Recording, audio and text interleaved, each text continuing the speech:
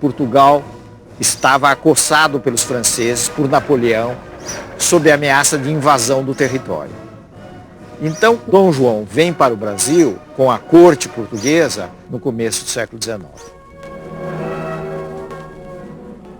Essa vinda da família real mudou muito o quadro do Brasil. Há quem diga de uma forma muito sucinta, muito resumida, eu acho que uma frase muito feliz, que a metrópole virou colônia e a colônia virou metrópole.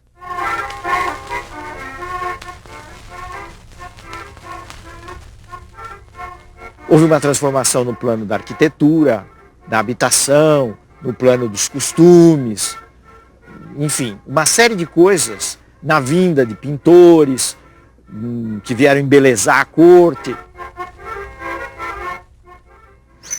No plano das relações internacionais, um dos fatos mais importantes da vinda de Dom João VI é o reconhecimento, com todas as letras, da liberalização do comércio internacional. Quer dizer, o Brasil tinha os seus portos abertos às nações amigas, e a gente deve pôr isso entre aspas, porque as nações amigas, nesse caso, era uma expressão que significava basicamente a Inglaterra. Quer dizer, a partir daí a Inglaterra pôde ter um acesso direto aos portos brasileiros, ao comércio com o Brasil, coisa que já existia, mas de uma forma indireta.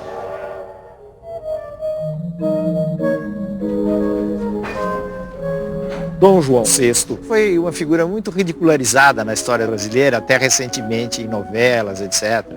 Como um rei que comia não sei quantos frangos, que era meio tonto, etc. Ele tinha essas características, mas ele não era nem tão tonto assim, nem tão bobo assim, porque realmente ele conseguiu realizar essa passagem de Portugal para o Brasil e ter uma presença efetiva aqui no país, no que viria a ser um país independente. Inclusive ele resistiu muito a voltar para Portugal, acabou voltando em determinadas circunstâncias e deixando como regente o seu filho, como todo mundo sabe, que foi o nosso Dom Pedro I, Dom Pedro IV lá em Portugal.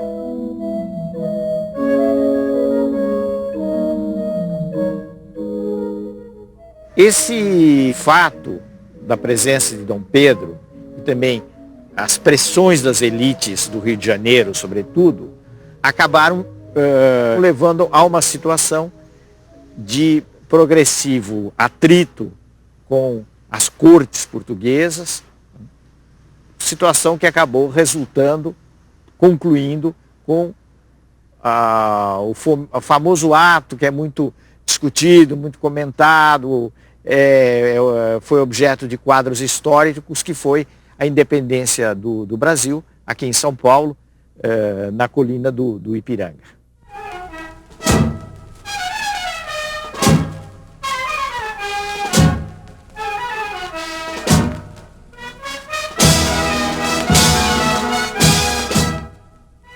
No processo da independência brasileira, que afinal de contas acabou se realizando em 1822, existem duas linhas.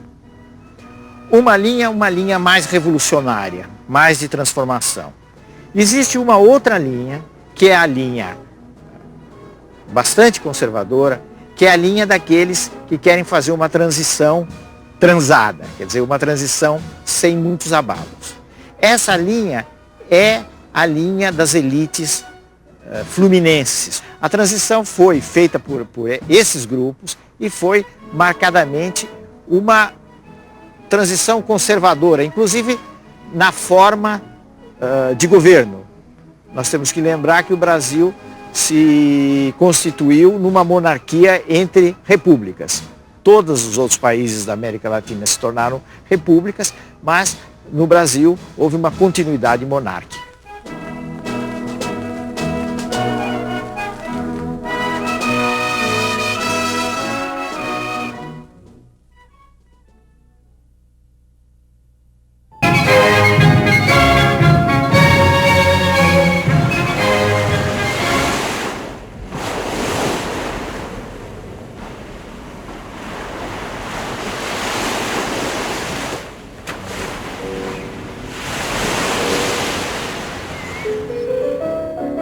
O Império Brasileiro, do ponto de vista político, se divide comumente em 3 fases.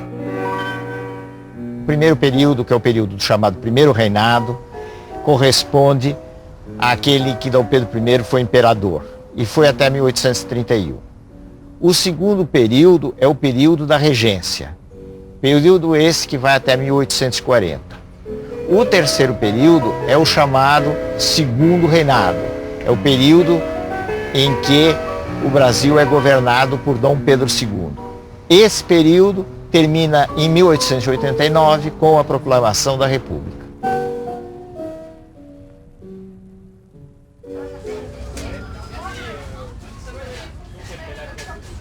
A gente poderia dizer assim, numa linguagem direta, que a independência não saiu de graça. O novo país foi obrigado a pagar uma indenização para Portugal, destinada não a gerar riquezas no Brasil, mas a compensar Portugal pela perda da sua colônia. E como não havia recursos, vamos dizer assim, brasileiros para atender a negociação, foi feita uma primeira dívida externa do Brasil independente com a Inglaterra.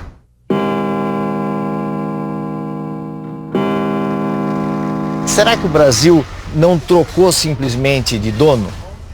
Antes era Portugal e aí depois, em 1822, não passou a ser a Inglaterra quem dominou o Brasil? Mas isso não quer dizer que com a independência houve só uma troca de dono. Por que isso? Porque a independência principalmente obrigou a constituição de uma nação brasileira, de um Estado brasileiro, que tivesse seus órgãos de representação, suas instituições, seus poderes, suas relações com o mundo externo. Mas nós não devemos imaginar que, no caso da independência, tudo tenham sido flores.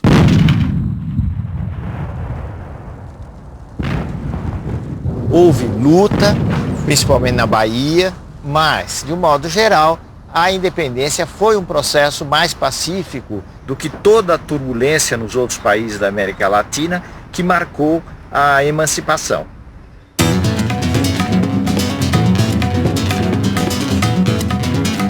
Por que é que o Brasil se manteve unido? Por que esse bloco geográfico se manteve unido? Quando isso não aconteceu nas antigas colônias espanholas da América do Sul.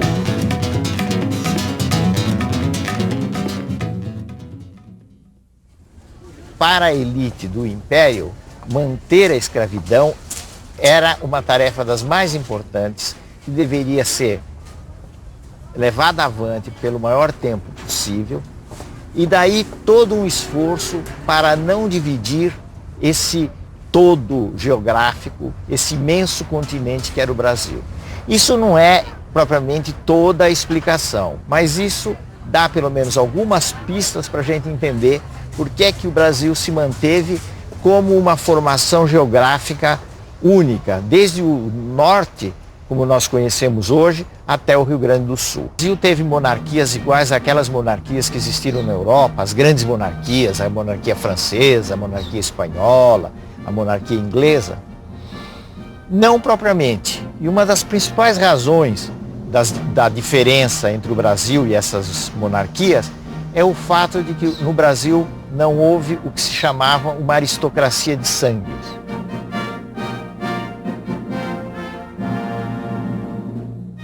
E esses títulos eram um instrumento político muito importante, porque o imperador, concedendo esses títulos, concedia poder a determinadas pessoas, fazia homenagens que agradavam a vaidade das pessoas e com isso criava uma corte que ficava a seu serviço. Logo depois da independência se elegeu uma assembleia. Essa assembleia, chamada de Constituinte, porque ela iria aprovar uma Constituição, começou a preparar a Constituição Imperial.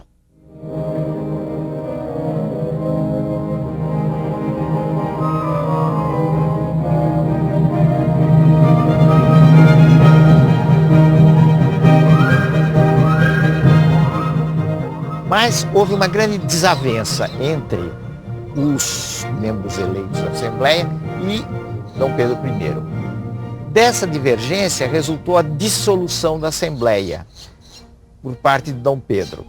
Em outras palavras, Dom Pedro mandou os deputados para casa e disse: eu fico com a missão de dar ao Brasil uma Constituição. Então vejam que a primeira Constituição brasileira nasceu de uma forma autoritária, porque ela foi imposta de cima para baixo pelo monarca à sociedade.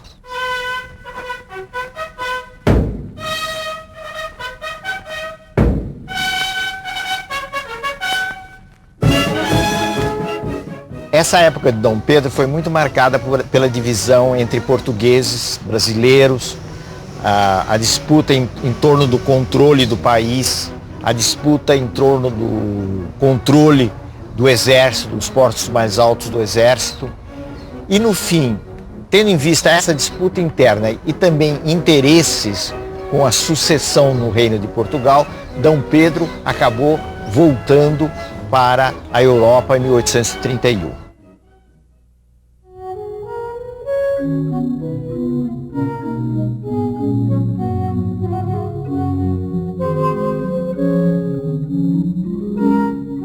A regência foi um período em que o Brasil foi governado por algumas pessoas da elite, enquanto se esperava a maioridade de Dom Pedro II.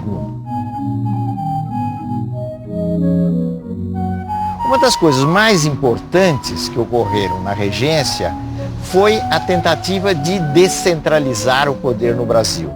Então os regentes procuraram atender aos interesses, principalmente das grandes províncias. Quais eram?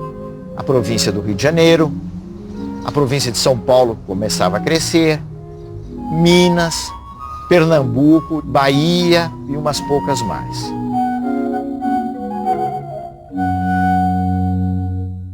A regência terminou por pressão, principalmente das elites, das grandes províncias, que perceberam a necessidade de ter um comando centralizado. Essas elites pressionaram no sentido de que fosse decretada antecipadamente a maioridade de Dom Pedro, que era um menino de 14 anos. E com isso, Dom Pedro foi considerado maior, subiu ao trono e começou no país o período do chamado Segundo Reinado.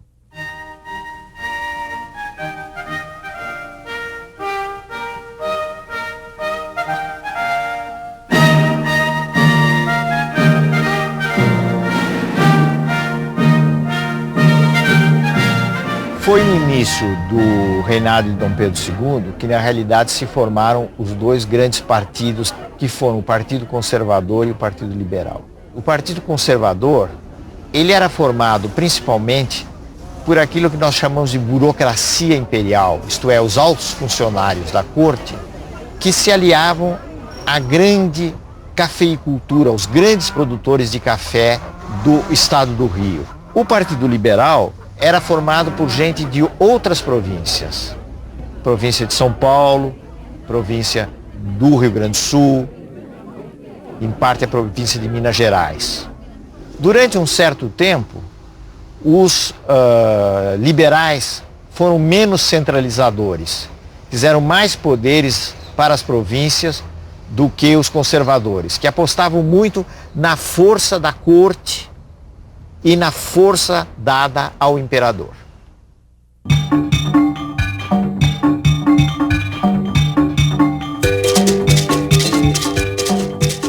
Várias coisas foram feitas no sentido de fazer uma maior integração do país. A integração financeira se fez principalmente através do primeiro grande avanço de um sistema de bancos no país. A integração espacial, geográfica, se fez principalmente pela introdução de um meio de transporte que representou uma revolução no país, que foi a estrada de ferro.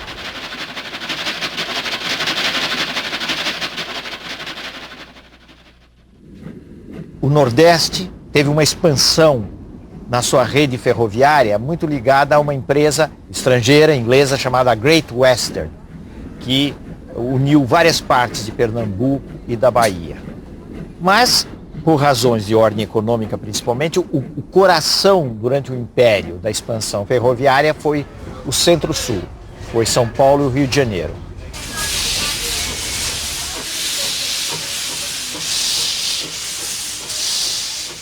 Isso naturalmente esteve muito ligado ao comércio do café, ao escoamento do café para se chegar aos portos e daí exportar o café para os centros consumidores.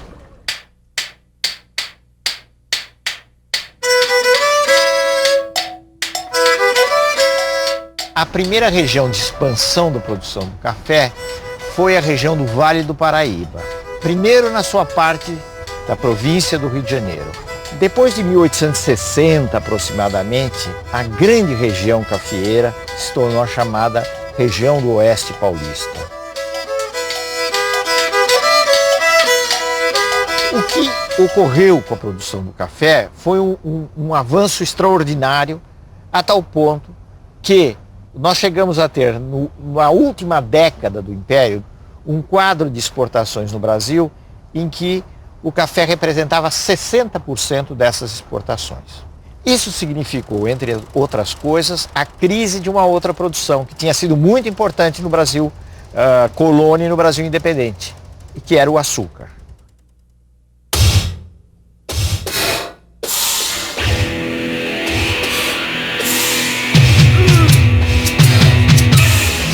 Uma frase muito comum no Brasil do Império é a seguinte: o Brasil é o café e o café é o negro. O que quer dizer isso? Que o café, a produção do café se baseava muito no trabalho escravo. No quadro internacional, o sistema escravista entrou em crise. E entrou em crise porque a Inglaterra começou a se industrializar, o comércio de escravos deixou de ser do interesse dos ingleses e eles procuraram criar aquilo que se chamou de um mercado internacional de mão de obra livre. Então os ingleses começaram a combater a escravidão em todo o mundo e começaram a apresar os navios negreiros que transportavam escravos, sobretudo no comércio do Atlântico. Ao realizar essa política, os ingleses necessariamente iriam se confrontar com os interesses brasileiros, de uma elite brasileira que vivia da escravidão. Mas na realidade os brasileiros não tinham a menor intenção, nem os grandes proprietários, nem os negociantes de escravos, de acabar com o tráfico de escravos e a escravidão no Brasil.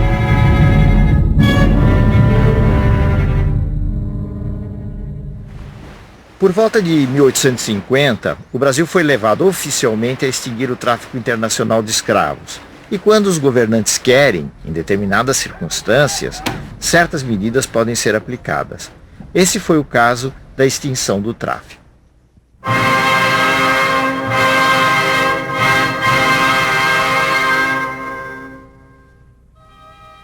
A história do Segundo Reinado está cheia de fatos importantes, inclusive no plano da política externa, porque foi durante o Segundo Reinado que o Brasil se lançou numa grande guerra que foi a guerra conhecida como a do Paraguai.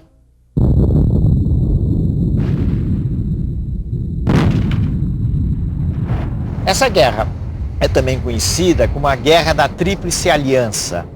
Tríplice porque envolveu 3 países aliados contra o Paraguai: o Brasil, a Argentina e o Uruguai.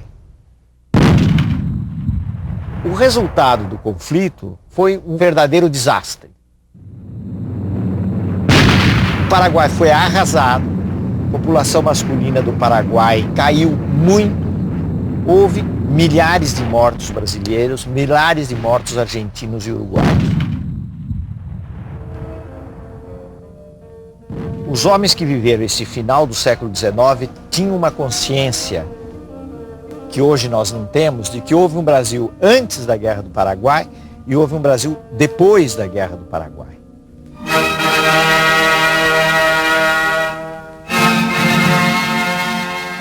Primeiro, houve uma maior consciência de que havia um problema grave da escravidão, porque muitos escravos foram lutar na Guerra do Paraguai. Alguns quiseram lutar, outros foram obrigados, na sua maioria, a lutar.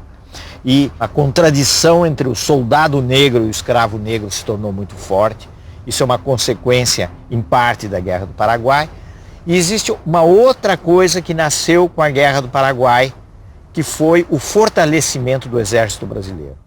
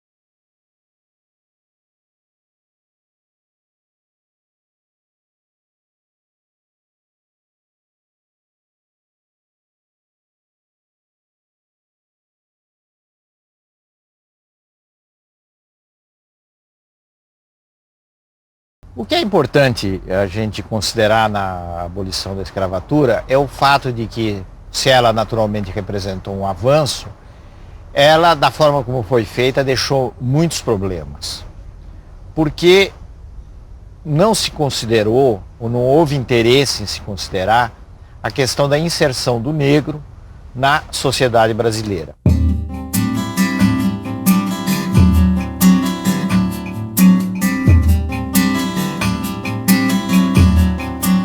Alguns fatores foram muito importantes para explicar a marginalização do negro na sociedade brasileira depois da abolição. Entre eles, a gente pode lembrar o fato de que os grandes proprietários fazendeiros de café no estado de São Paulo fizeram uma opção pelo imigrante europeu, principalmente nos primeiros tempos, o imigrante italiano.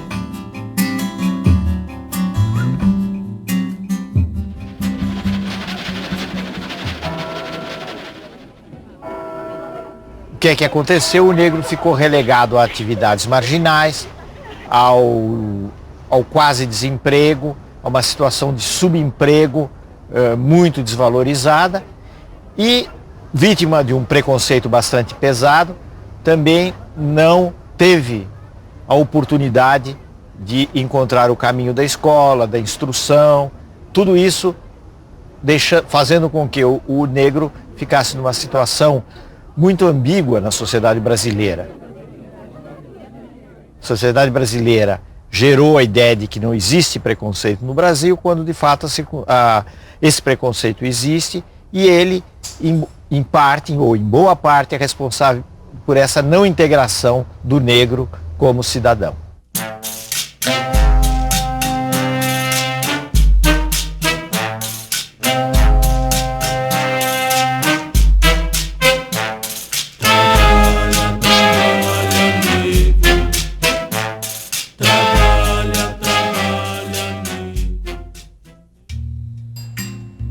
A escravidão permanecerá por muito tempo como a característica nacional do Brasil. Ela espalhou por nossas vastas solidões uma grande suavidade. Seu contato foi a primeira forma que recebeu a natureza virgem do país e foi a que ele guardou. É ela, o suspiro indefinível que exalam ao luar as nossas noites do norte.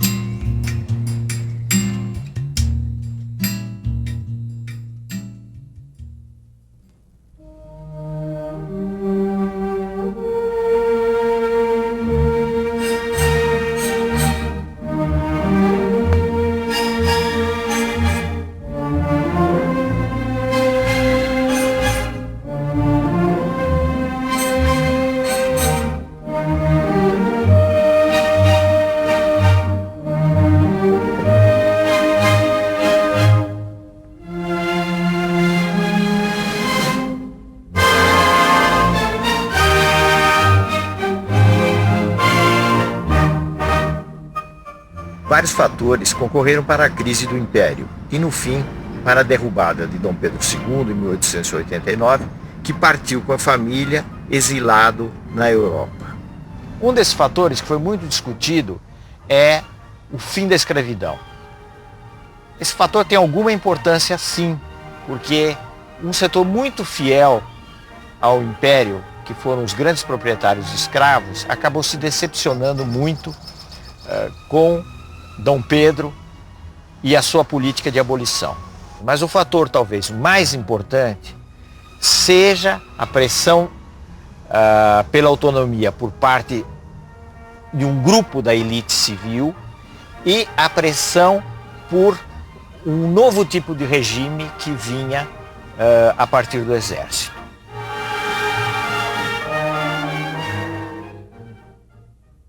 Concidadãos, o povo, o exército e a Armada Nacional, em perfeita comunhão de sentimentos com os nossos concidadãos residentes nas províncias, acabam de decretar a deposição da dinastia imperial e, consequentemente, a extinção do sistema monárquico representativo. A República resultou do encontro dessas duas forças que se uniram por um tempo e que eram muito diferentes, que eram de um lado o exército e de outro os fazendeiros de café, ou melhor dizendo, a elite política do estado de São Paulo, que tinha se organizado num partido muito coerente, que era o Partido Republicano Paulista.